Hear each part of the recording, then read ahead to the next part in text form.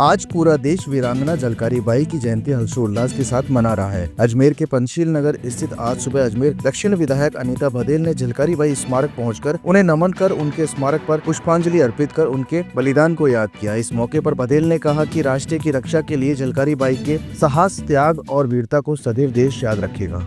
झलकारी बाई जयंती के अवसर पर आज यहाँ झलकारी बाई स्मारक पर समाज बंधुओं के साथ में पुष्पांजलि अर्पित करने का अवसर मिला। झलकारी बाई वो वीरांगना थी जिन्होंने देशभक्ति के लिए अपने प्राणों को न्यौछावर किया।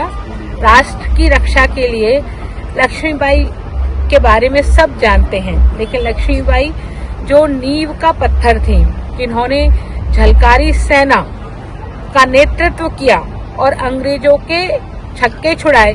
न केवल रानी लक्ष्मीबाई बनकर के उन्होंने सेना का नेतृत्व किया, बल्कि जब तक युद्ध लड़ती रही, जब तक कि उनके प्राण नहीं चले गए।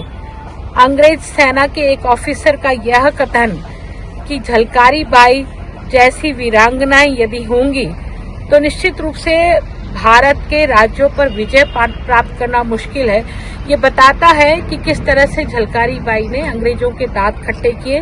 रानी लक्ष्मीबाई का वेश धारण करके जब तक रानी लक्ष्मीबाई सुरक्षित स्थान पर नहीं पहुंच गई, तब तक अंग्रेजों को टिकाए रखा और अंग्रेजों के साथ युद्ध करती रही।